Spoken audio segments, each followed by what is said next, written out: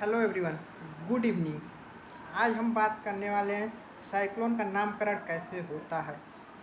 उसके बाद से हम जानेंगे कि ताउते के बाद यस, तो यस के बाद से कौन सा तूफान आने वाला है।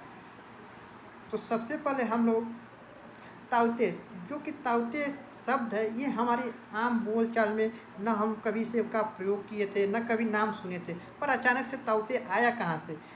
ताउते का नामकरण ये म्यांमार नामक देश ने रखा, जिसका ताउते का अर्थ होता है बोलने वाली छिपकली, जो कि यह म्यांमार में पाया जाता है।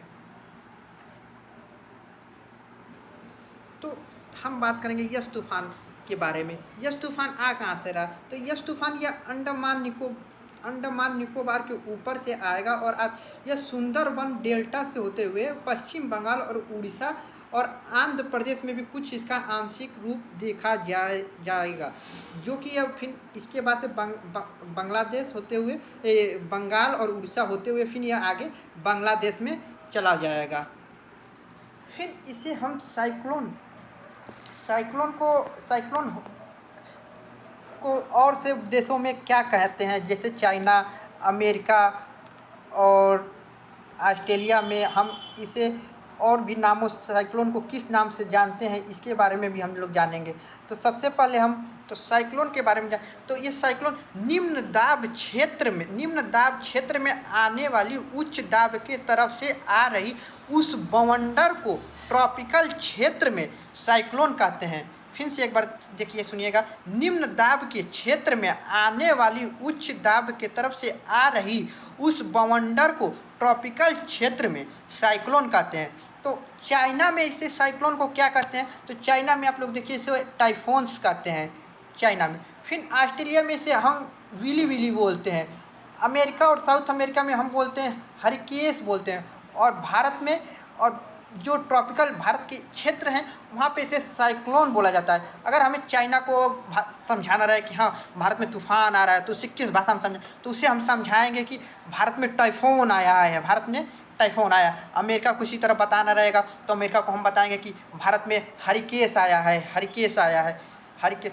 और फिर साउथ हमें ऑस्ट्रेलिया को बताना रहेगा तो हम बताएंगे कि भारत में विली विली आया है।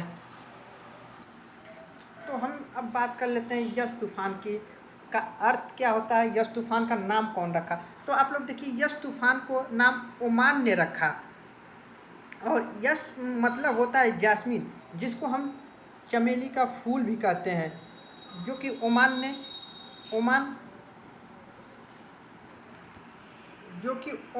देखिए ओमान ने और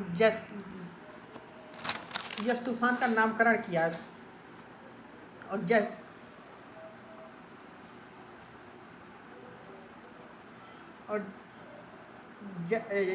यस मतलब जैस्मिन का फूल होता है, जैस्मिन होता है जिसका अर्थ होता है चमेली का फूल।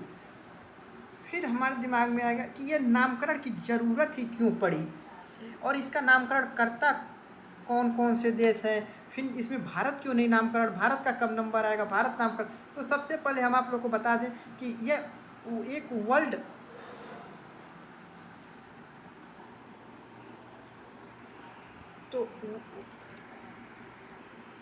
वर्ल्ड मेट्रोलॉजी ऑर्गेनाइजेशन, जो कि यह विश्व की मौसम विभाग की यह एक संस्था है, जिसका हेडक्वार्टर सबसे पहले जो कि स्विट्ज़रलैंड में है जनाब, जिसका कि अभी WHO जो स्वास्थ्य विभाग की है उसका भी हेडक्वार्टर जेनेवा में ही है, स्विट्ज़रलैंड में है।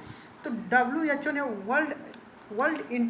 वर्ल्ड मेट्रोलॉजी ऑर्गेनाइजेशन ने एक फरमान किया और United nation and social commission के साथ मिलकर एशिया और पैसिफिक के क्षेत्रों का नामकरण करने का फैसला सन 2020 में इन्होंने किया। और देखिए यहाँ पे सबसे पहले जो इंडियन ओशियन का क्षेत्र है, जो कि उसे ही ट्रॉपिकल साइक्लोन का नामकरण, ट्रॉपिकल साइक्लोन उन्हें ही कहा जाता है।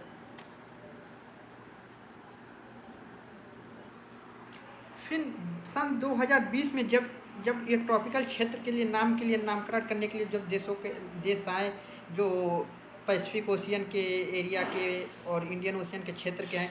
तो उनमें पहले ये 9 देश 8 देश थे, जो कि आप लोग देख सकते हैं। पहले बांग्लादेश, फिर India, Maldives, Myanmar, Oman, Pakistan, Sri Lanka, Thailand. तो 1 2 3 4 5 6 7 8, तो कुल 8 देश सन 2000 में इन्होंने 8 देशों ने फिर मिला और वर्ल्ड माइग्रेल नामकरण करने के लिए फिर आगे कुछ दिनों बाद और 5 देश आए, ईरान, कतर, सऊदी अरबिया और यूएई और यमन भी जैसे देश आए।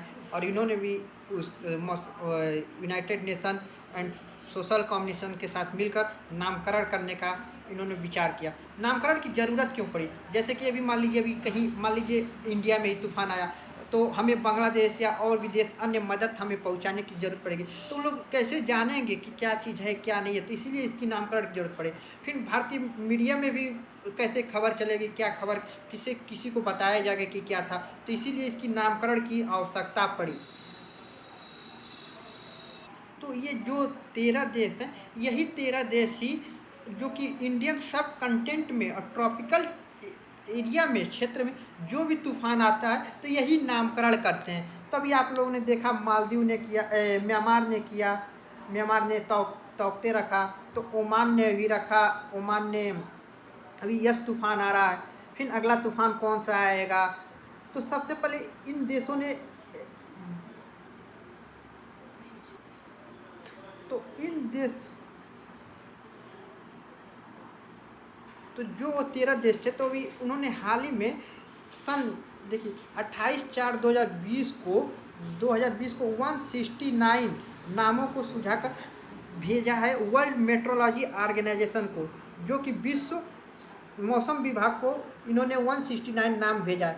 और इनका नाम का फैसला कैसे होता है, आइए हम बता रहे हैं। अभी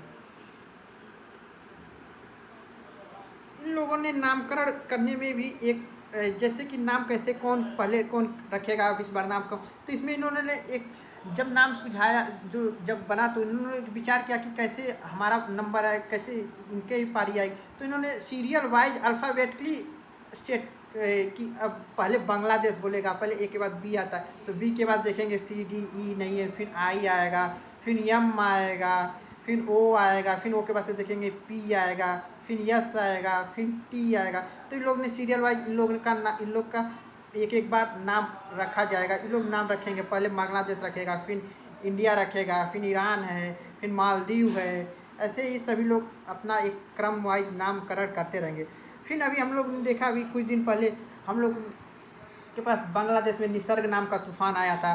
फिर इंडिया ने गति, फिर ईरान ने नाम रखा निवार, फिर मालदीव। फिर हम बात करेंगे म्यांमार। तो आप लोग देखिए, तो